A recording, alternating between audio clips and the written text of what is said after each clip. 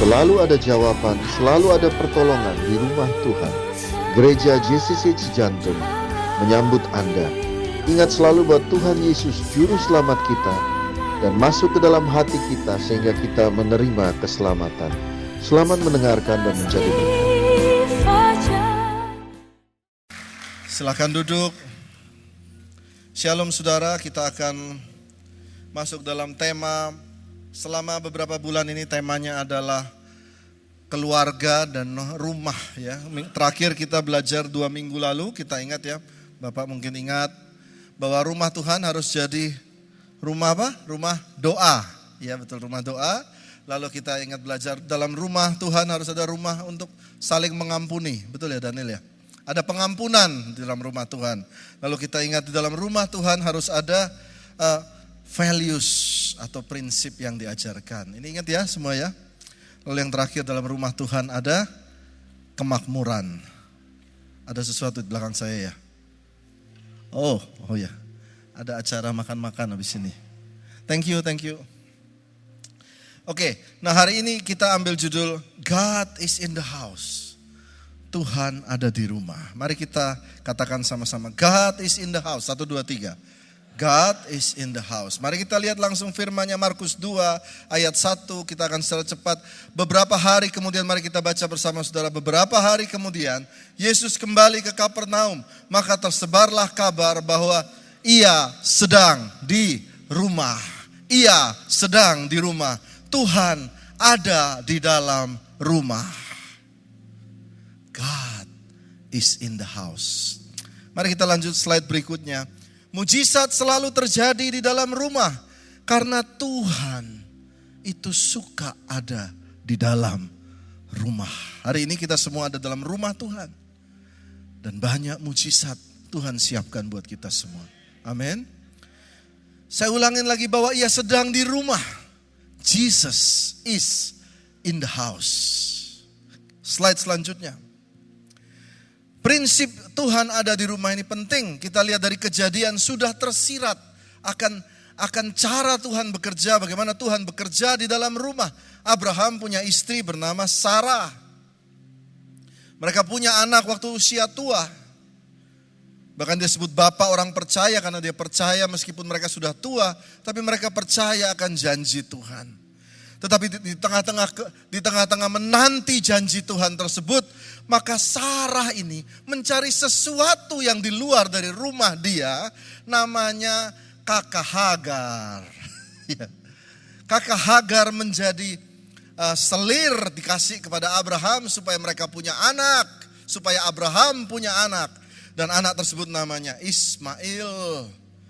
Dan sampai hari ini Ismail dan Ishak menjadi ribut kita semua yang kena di tengah. Betul gak? Dari sini kita belajar bahwa sesuatu itu Tuhan sebenarnya siapkan dari dalam rumah. Gak usah cari keluar sana. Katakan amin. Bahkan kalau hari ini kita makan di rumah, orang bilang, wah makan di luar lah, lebih lux, lebih hebat. Betul ya, makanan restoran lebih lux, lebih mahal, lebih prepare. Tetapi sebenarnya yang menyehatkan itu makanan rumah.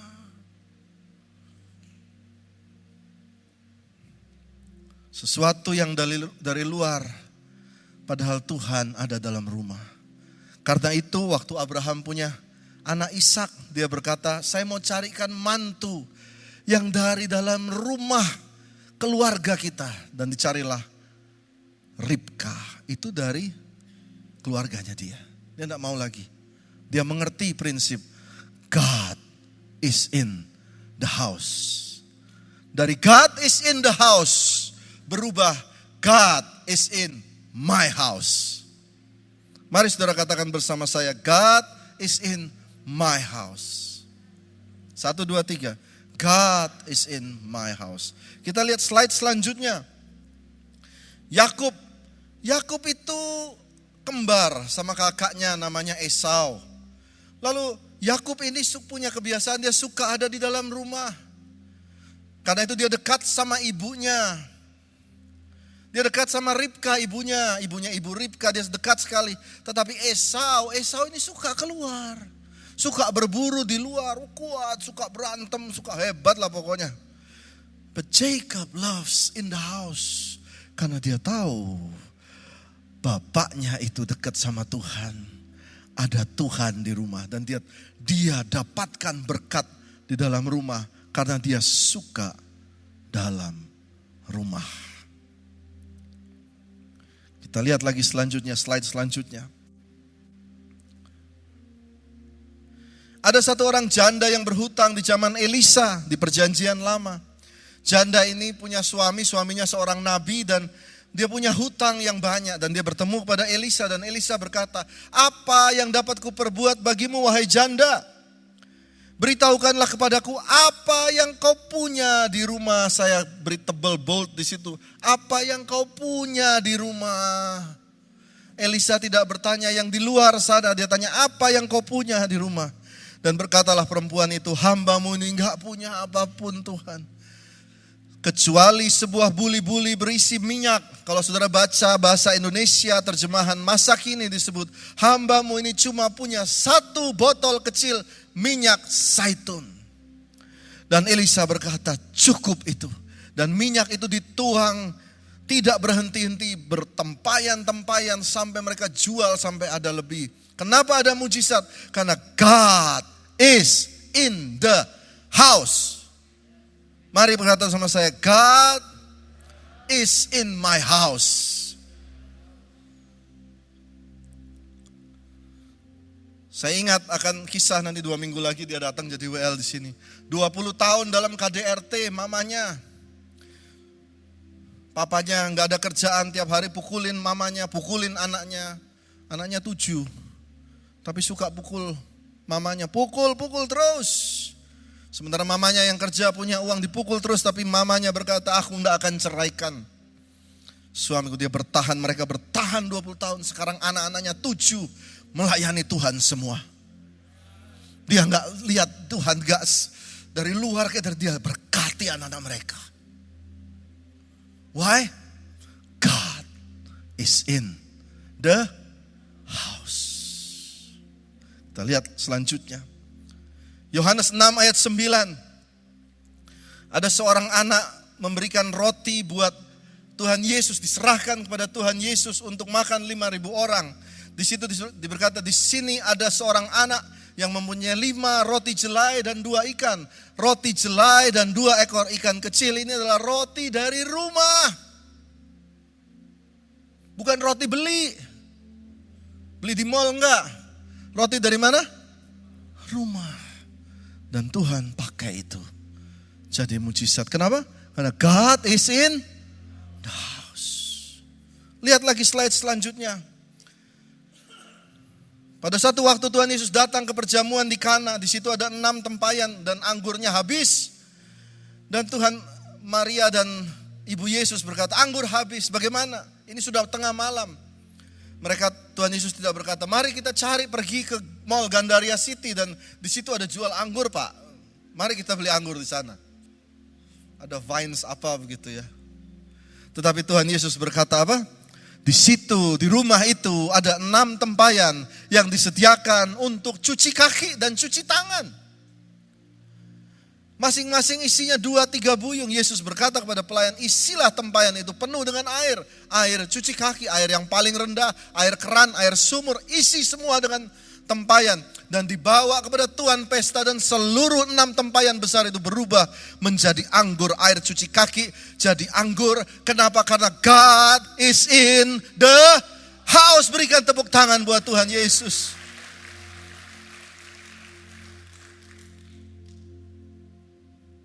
Mari taruh tangan saudara di dada saudara, kata, God is in my house.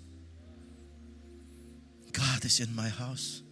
Buat Ryan Farron baru nikah, masih ngontrak, betul ya? Bilang, God is in my house. Tempat kontrakan kami ada Tuhan. Oh indah saudara.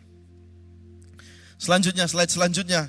Slide selanjutnya lebih seru lagi, bahkan Tuhan Yesus berkata begini, jika engkau berdoa, masuklah ke dalam kamarmu, tutuplah pintu, berdoa kepada Bapamu yang ada di tempat tersembunyi, maka Bapamu yang melihat dari tempat yang tersembunyi akan membalas kepadamu. Suruh berdoa di mana? Di rumah. Kenapa di rumah? Karena God is in the house. Katakan amin.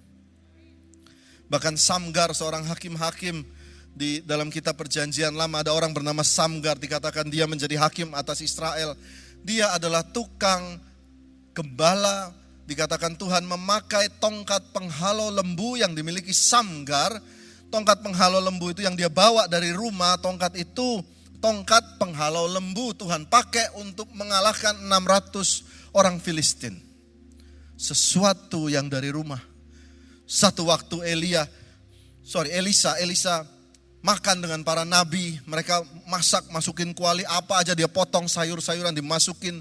Karena nabi-nabi banyak, makan apa aja dimasukin. Lalu tiba-tiba mereka makan, perut mereka sakit dan semua teriak, ada racun dalam sayur tadi. Maka Elisa berkata, ambil garam, lempar ke situ. Elisa minta garam.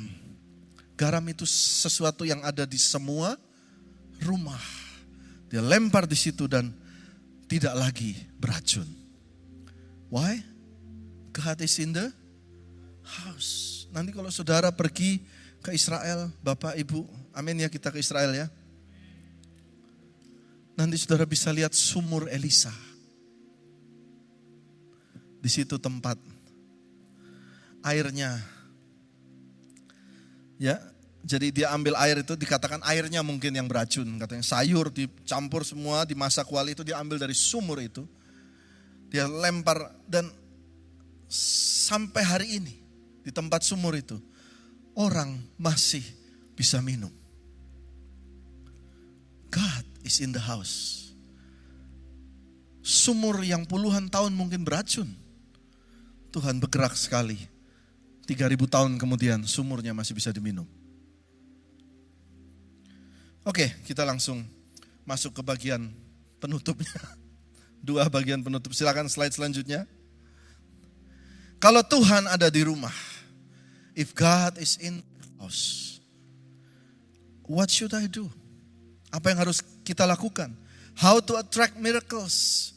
Bagaimana kita menarik mujizat? Bagaimana kita mengambil, bagaimana kita mengelola kekuatan yang begitu rupa saat kekuatan itu ada di rumah kita? Karena Bapak Ibu, saya banyak melihat juga banyak sekali teman-teman dalam kehidupan, termasuk kehidupan kami sendiri. Kok sepertinya dalam rumah tidak terjadi apa-apa selama bertahun-tahun. Kosong bertahun-tahun. Seperti tidak ada kuasa yang terjadi, kita mengikut Tuhan. Tapi bukankah ada firman God is in the house? Apa yang harus kita lakukan? Bagaimana perlakuan kita supaya kita dapat menarik kuasa Allah? Jawabannya yang poin pertamanya 2 poin. Kalau Tuhan ada di rumah, slide selanjutnya. Kalau Tuhan ada di rumah, apa yang harus kita lakukan? Maka yang pertama kita harus melakukan adalah honor Him. Hormati, hargai, muliakanlah Tuhan. 1 Raja-Raja 17 ayat 13. Seorang bernama Elia lagi, Nabi Elia datang pada masa kekeringan. Dia datang di masa kekeringan dan Tuhan berkata, kamu ketemu seorang janda. Janda di Sarfat. Sekali lagi cerita tentang janda. Kenapa janda? Karena janda ini miskin sekali kalau di Israel. Miskin, tidak ada yang mengayomi dia, tidak ada suaminya. Dia berkata, minta kepada janda itu makanan. Dan janda itu berkata, aku cuma punya 1 genggam tepung, sisa 1. Aku mau pulang, ini saudara baca, aku mau pulang dan mengelola 1 genggam tepung itu bagi anakku. Dan setelah kami makan, maka kami akan mati, sisa 1 Pak. Tetapi Elia berkata, jangan takut, pulanglah. Lalu Elia ini mengajarkan kepada kita semua, murid-muridnya. Kita ini semua murid-murid Elia semua kan? Betul kan? Dia mengajarkan satu, dia bilang begini, buatlah lebih dahulu bagiku sepotong roti bundar kecil daripadanya dan bawalah kepadaku. Kemudian barulah kau buat bagimu dan bagi anakmu. Ini menarik, saudara. Dia bilang, bawalah lebih dahulu bagiku. Lebih dahulu bagiku. Loh, Pak, ini nabi, pendeta, pernah kita dengar, pendeta kok minta-minta persembahan sama orang miskin. Pernah dengar di sosmed seperti itu? Yang ngajar Elia loh. Apa yang Tuhan mau ajarkan lewat Elia kepada kita? When God is in the house. Ini seru. Kalau dia ada di rumah saudara. If he's in the house.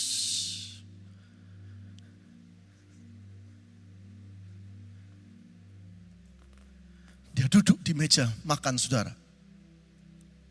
Saudara kan gak punya makanan. Cuma punya satu.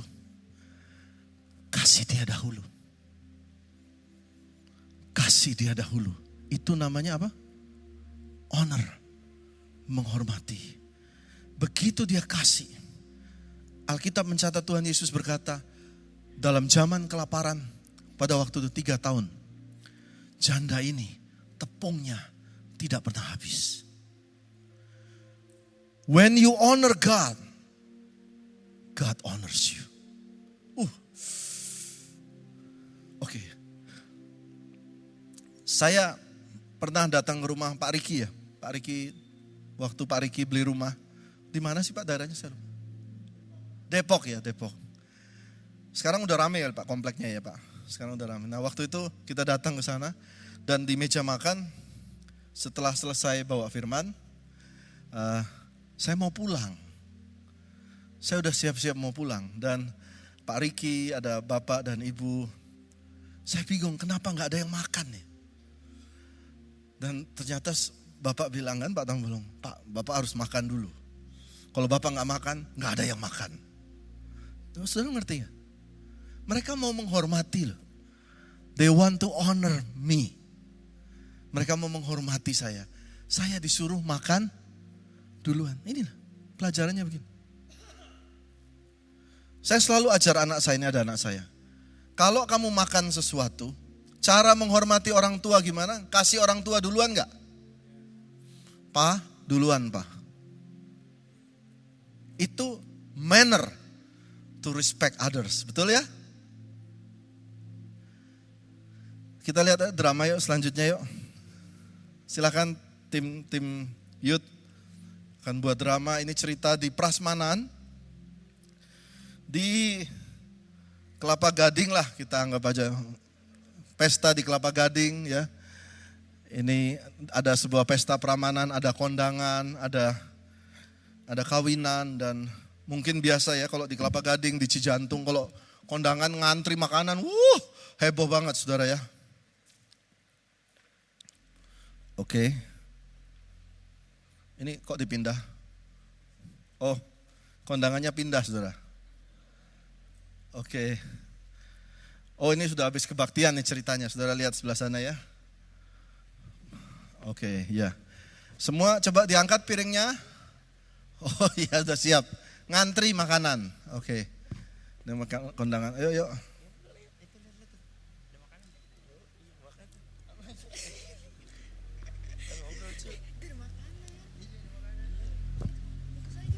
Shalom.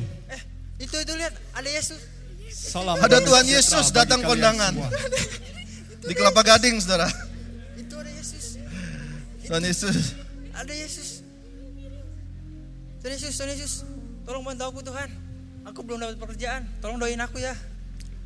Oh iya. Oh dia minta doa ke Tuhan Yesus. Yesus bantu aku juga dong.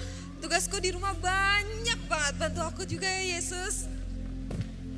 Tuhan Yesus, bantu aku juga Tuhan Yesus. Aku sebentar lagi akan ada ujian sekolah. Aku pengen banget dapat nilai yang bagus Tuhan Yesus.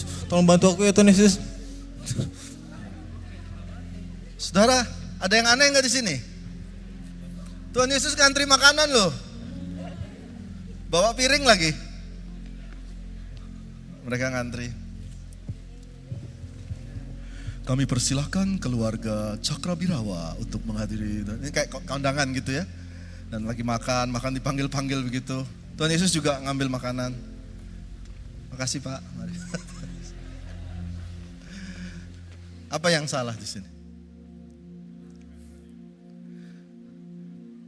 Mereka semua datang dengan permohonan, but they didn't respect him. They didn't honor him. Betul nggak? Saudara kena sama drama ini? Kena, karena kita semua juga begitu kan. Kalau kita dapat uang, dapat berkat, dapat promosi, mana dulu yang duluan? Perutku dulu Pak. Yesus belakangan. Paling belakang.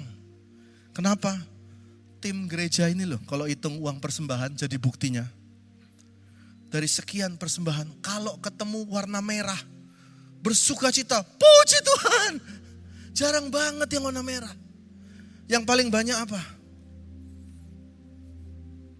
Yang buat saudara parkir itu. Lalu yang kedua yang warna ungu. Yesusnya paling apa? Ayo gak usah malu. Paling belah, mau bertobat, mau berubah.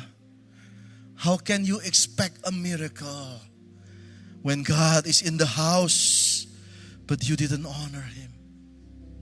Kamu gak kasih dia tempat duduk yang layak.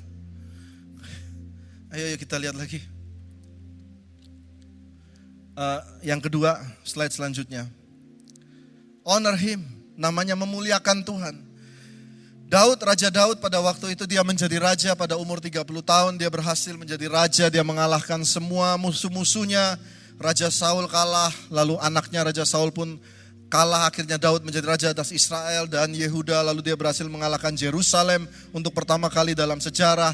Daud berkuasa atas Yerusalem dan seluruh Israel. Dan saudara tahu sampai hari ini kalau kita ke Israel, kalau saudara ke Yerusalem, Yerusalem itu terpecah jadi dua. Until now, Bapak Ibu, sampai hari ini terpecah jadi dua. Jadi satu-satunya raja yang berhasil menyatukan seluruh Israel, Yerusalem secara utuh sampai hari ini hanya satu nama, namanya Raja Daud. Nah, Raja Daud berhasil duduk di tahtanya. Lalu dia bawa tabut Tuhan di samping daripada rumahnya. Lalu dia berkata begitu, saudara lihat ayat ini. Setelah Daud menetap di rumahnya, berkatalah ia kepada Nabi Nathan, lihatlah aku ini diam dalam rumah dari kayu aras. Aku ini tinggalnya pakai kayu aras. Tapi tabut perjanjian Tuhan itu ada di bawah tenda. Lalu berkatalah Nathan kepada Daud, lakukanlah yang dikandung hatimu, sebab Allah menyertai engkau. Daud berkata, aku ini gimana? Aku punya rumah yang bagus, tapi kok ini Tuhan tinggalnya di tenda. Pak Tuhan Yesus tadi ada di mana ya? Pak Tuhan Yesus. Ada, oh ya.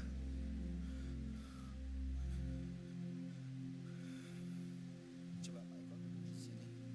Duduk di kayak gini loh. Apa yang salah di sini? Salah nggak? God is in the house. Daud berkata, aku duduk di kayu aras. Tapi aku biarkan Tuhan di tenda. Harusnya kalau Tuhan datang ke rumah, gimana Pak?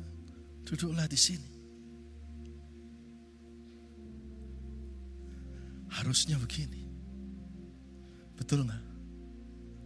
This is how you honor him.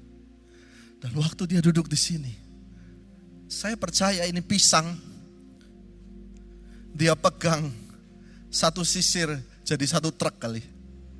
Berbuah jadi satu truk. Amin. Nah ini juga buat teman-teman yang melayani Tuhan. Pemusik, singer, everything. Kalau kalian rasa hidup kalian kok gak ada breakthrough. Mungkin kalian terlalu lama di rumah Tuhan. But you didn't honor him. Kamu biarkan dia duduk di situ. Kamu gak tarik kuasanya. Dan waktu Daud honor, waktu Daud menghargai ini, setelah ayat ini di bawah, Tuhan pun menghargai Daud. dikasih janji keturunan. Daud, mulai hari ini keturunanmu sampai ke bawah akan tetap berada di hadapanku. Kalau saudara dijamin sama orang kaya, anakmu nanti akan kerja. Atau kemarin saya dengar ada Panglima ABRI berkata kepada tentara ya, tentaranya terluka, saya jamin anakmu akan sampai kuliah. Dahsyat gak? Dahsyat. Tapi kalau Tuhan bilang sampai keturunanmu, sampai selama-lamanya ada di hadapanku. Bahkan Yesus disebut anak Daud. Because God honors people.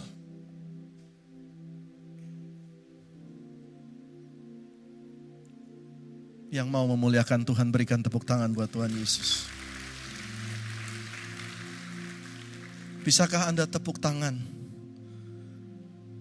dengan segenap tenaga? Coba berikan tepuk tangan buat Tuhan. Kami memuliakan Tuhan di tempat ini. Kami memuliakan Tuhan di tempat ini. Ambil tempat yang semestinya Tuhan di rumah kami. Ambil tempat di meja makan kami, di kamar tidur kami, di rekening bank kami Tuhan. Ambil Tuhan. You deserve the highest place in our house. Mari bangkit berdiri, berikan tepuk tangan buat Tuhan. Katakan, you deserve the glory. Berikan tepuk tangan yang tinggi.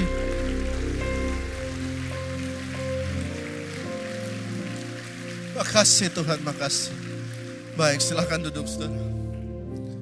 Sampai sini saudara nangkep firman Tuhan hari ini. Bagian terakhir. Yesus berkata begini. Ada tertulis, rumahku akan disebut rumah doa. Dan dia berkata itu waktu dia marah di tengah bait suci. Dia marah. Dia berkata rumahku itu harus dijadikan rumah doa. Maka itu disebut rumahmu harus menjadi rumah doa, harus jadi house of prayer. Yang tadi pertama saudara harus menghormati dia.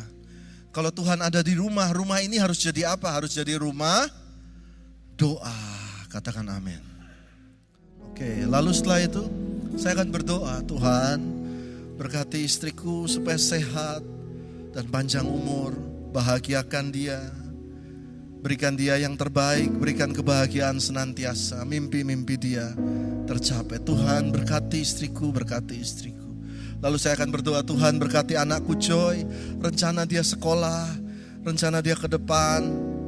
Tuhan tolong dia, harapan-harapannya Tuhan jangan pupuskan. Tuhan tolong. Tuhan Yesus ingat ya keluarga kita. Kayak gitu. Saya harus kasih contoh buat Bapak Ibu. Supaya rumah kita disebut rumah doa. Jangan rumah ngawur kamu. Binatang yang keluar semua. Padahal Tuhan duduk di sini. Amin. Mari kita lihat slide selanjutnya. 2 slide terakhir. Slide selanjutnya. Masih ada waktu. Tuhan Yesus marah tentang ini harus jadi rumah doa. Pada waktu dia masuk ke dalam bait Allah. Saudara lihat gambar di belakang saudara. Di belakang ini gambar bait Allah. Gambar bait Allah ini saudara lihat ya. Tuhan Yesus itu marah karena banyak pedagang, saya catat di sini pedagang sapi, kambing, domba, pedagang merpati dan penukar uang. Saya ulangin lagi, ada 5 pedagang di sini. Pedagang sapi, pedagang kambing, domba, merpati dan penukar uang. Dia marah. Nah, di mana Tuhan Yesus marah? Itu saudara lihat yang warna hijau di kanan bawah dan di kiri bawah. Itu the court of the Gentiles. Itu adalah tempat orang asing bisa mendekat kepada rumah Tuhan. Orang asing seperti saya dan saudara ini mendekat kepada bait Tuhan. Kenapa orang asing di situ? Karena yang boleh masuk ke tengah ini, women's court, the court of Israel, altar, holy places, itu hanya boleh dimasuki oleh para imam dan keturunan-keturunan Yahudi maupun 12 suku Israel dari keturunan Yakub. Sehingga para the court of the Gentiles itu orang-orang asing seperti saya dan saudara, orang Indonesia, orang China, orang semua itu ada di kanan dan kiri. Sampai sini nangkep ya. Nah, para pedagang itu pertamanya mereka itu ada di tiang-tiang di pojok saja. Pedagang apa? Sapi, kambing, domba, merpati, dan penukar uang. Tetapi lama-kelamaan namanya pedagang ya pinter dong. Kasih persembahan, kasih komisi, akhirnya pedagangnya penuh semua.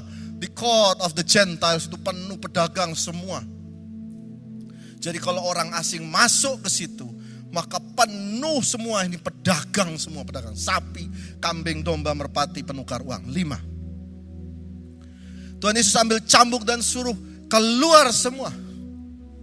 Dan dikatakan dia usir semua. Nah, perhatikan baik-baik. Kenapa Tuhan Yesus usir? Bait Allah ini seperti tubuh kita. Katakan amin. Tubuh, jiwa, roh. Ini dalam loh pelajaran ini. Tubuh, jiwa, dan roh. Coba katakan sama saya, tubuh, jiwa, roh. Ya, ruangan luar, ruangan kudus, ruangan maha kudus. Tubuh, dalam ada jiwa, pikiran, dalam lagi ada roh. Seperti bait Allah. Nah, dalam kehidupan kita, itu kita selalu penuh pikirannya dengan yang namanya sapi, itu artinya alat transportasi, entah mobil ya, kambing domba status, rumahmu di mana, tabunganmu berapa. Merpati sesuatu yang tulus, artinya anak-anakmu nanti sekolah di mana, sekolah nasional, internasional, sekolah di Amerika, atau nanti dikasih warisan dan sebagainya.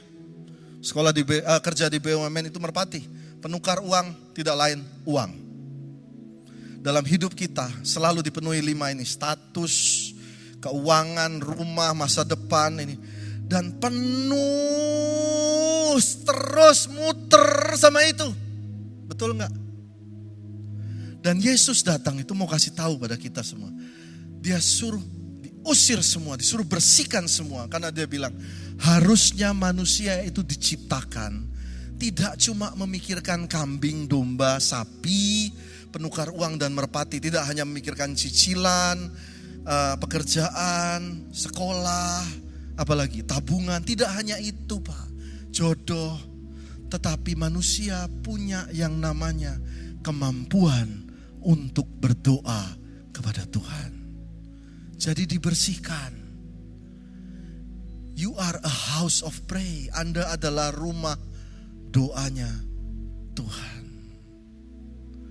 Waktu Anda bersih, Anda berdoa, Tuhan menjawab.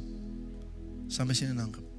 Karena itu disebut rumahku, disebut rumah doa. Oke, slide terakhir.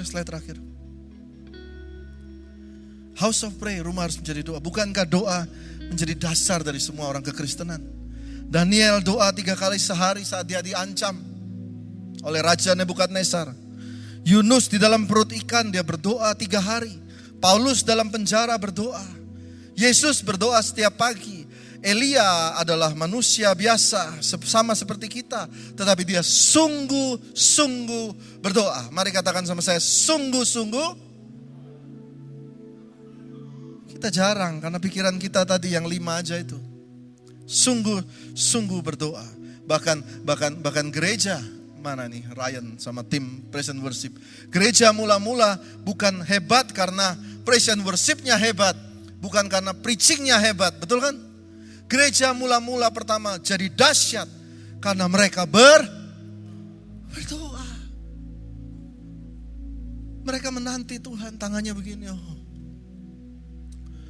Tuhan, kami sudah gak mampu lagi. Kami menyerah. Betul kan? Jangan sampai habis baru saudara mau buka tangan gini. Mendingan sekarang. Tuhan, kami menantikan Engkau. Ambil waktu. We wait on you Lord. Kami gak terburu-buru. Tuhan, bicaralah. Dan tiba-tiba Roh Kudus datang dan kegerakan terjadi. Amin. Ada waktunya saudara berdoa dan waktu itu adalah hari ini. Amin. Berikan tepuk tangan buat Tuhan Yesus. Slide terakhir. Ada slide terakhir. God is in the house. Kalau Tuhan hadir di rumah ini, hormati Dia. Jadikan rumah ini rumah doa. Mari kita bangkit berdiri.